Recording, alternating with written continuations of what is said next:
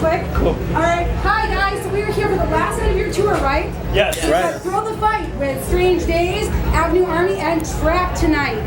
This is the last night of their tour, and they're doing an interview for the N100 Challenge Project. So please thank them all very much for giving up a few minutes of their time. All right.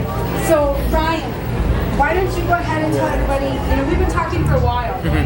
And you agreed to do the project, hands down, no questions asked. What was it about the project that you just decided, yep, we're going to do this? Obviously it's a great cause. It's a worthy cause. We've the majority of us all have kids, so childhood hunger and ending that or doing whatever we can in whatever little way we can contribute is very important. So it hits home for us. The statistics right now in the U.S., unfortunately, are 1 in 5 kids, and most of you all have kids, if not everybody, right? Mm-hmm. So 1 in 5 kids right now are dealing with food insecurity and being hungry. What are your thoughts on that? Anybody?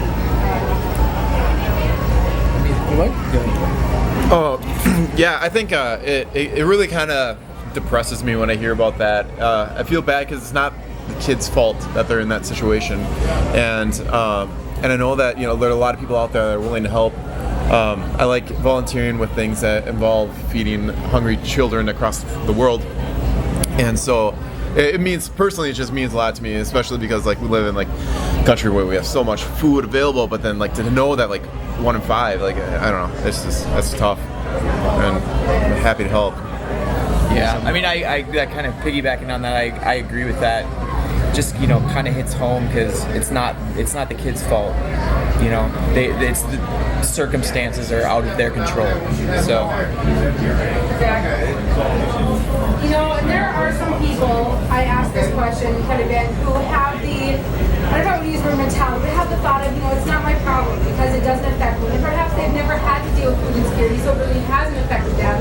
But when we're trying to reach out, like the interview that you're doing, to let everybody know that it kind of is collectively everybody's issue to deal with, specifically with kids, what would you say to those people who are like, yeah, well, it's not my problem, I'm not going to worry about it, I'm not going to, Yeah, I guess I look at it, I know that some people might think that it's not their problem because it's not happening in their neighborhood, but they'd actually be wrong about that. It's just people down the street, then they just don't even know, and because life just happens.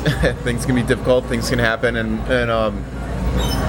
kids need help, people need help in general, and I think that it's just, I don't know, kind of not a great way to handle a situation like this when this is happening just around us, and it's great to help out. Especially the kids, I think the big thing with kids is, they really don't have a voice. They have no say in the situation. Right. Or whatever the deal is. So them suffering, I think, is a little more of a blow than somebody else who maybe could work, whatever their circumstances, because they have no say. It's not their choice.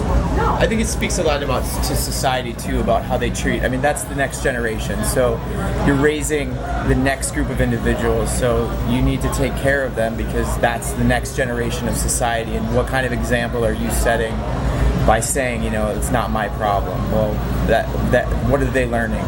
Yeah. I have to. You just kind of, well, I'm not gonna deal with it.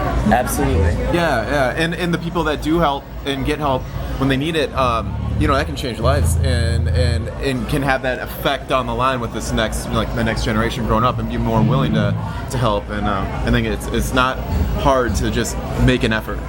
It makes a difference. So we're going to tell people, right, to step up and maybe share this video, your fans as well, and get the word out there that you guys are doing an amazing job trying to help fight child hunger. So on the music side now, kind of take away from that, this is the last day of the tour. What's been one maybe memorable experience or something from Wednesday till now that is going to kind of stick with you from this particular tour? I think it's just the experience overall. I mean, we're just really lucky to be able to be a part of this, and the bands and the crew have been very nice and gracious, with us. So it's just been a great experience overall. So I was down there last night, so it's been fun watching you guys. Mm-hmm. Yeah. I know last night was a lot of fun. Yeah. It's a good crowd. This whole thing's been fun. Yeah. That's what I've been hearing as I've been keeping track of the other bands too. They've said it's just been a lot of fun. Yeah. We've had a great time. We've all known each other for a long time. This is kind of the first run we've been out on together, and it's just been it's like being out with just being out with your buddies and just having a really, really fun time. And I don't think I've ever laughed as hard or had as much fun playing music in my life. It's just a blast. I'm guessing we have kind of We got a comedian right here. Yeah. Well, the brotherly love is just like. I think Chris spit up his drinks like, dude, 4 times on this tour. I spit like a full salad It's like on our sound guy laughing so hard. It's like nonstop laughter all the time. Yeah, it's bad. We have a good time. That's good. So one song that's in your guys' playlist that your fans might not expect to find in there for your iPod playlist. That's what a new question would ask me. So a song that you might have that your fans would expect to find in your iPod playlist. Oh, should we just go down the row? Yeah. That's a tough one. I would probably say, I don't know, something more hip hop, like a G-Eazy, ASAP Ferg, something along those lines. Straight gangster. So are you going to be going to Soundset? Because I'm covering Soundset. Probably, yes. Some Yellow Wolf, something like that. Yeah. Prophet redid your interview, so everybody's just like, Oh, he's badass. yeah. So that's going to be interesting. Nice. Sad to say, Justin Bieber. Sorry. Yeah. That song rips. So whatever. It is what it is. So that'd be probably the newest one. I've been into the new Andy Black single, little electro pop. So it's a little different, but it's super catchy. Yeah, I'm probably the most different for this one. It's not just a song; it's an entire album. But Joe Pass's Virtuoso album. It's a jazz album. I like guitar a lot. Of course. We call Brant Noodles because he's constantly noodling on the guitar. I'm not gonna lie, Kelly Clarkson is my girl. I love me some Kelly Clarkson. I'm just saying. I'm just throwing it out there. I would probably say either Sam Smith or Adele would be my two naughty ones. So yeah. That's what I'm talking. We're going to get into you. No talking. Yeah. What are you doing? Hey, all right, so, and Ryan, I don't know if you're familiar, but if you watch any of the interviews, the last question we asked you guys is to nominate 3 bands or artists or anybody to keep your project going. It's worked well for all the bands. That's how we kind of got yours. So if you could call out anybody in the industry to say, you need to do this interview and keep the project going, who would you guys call out?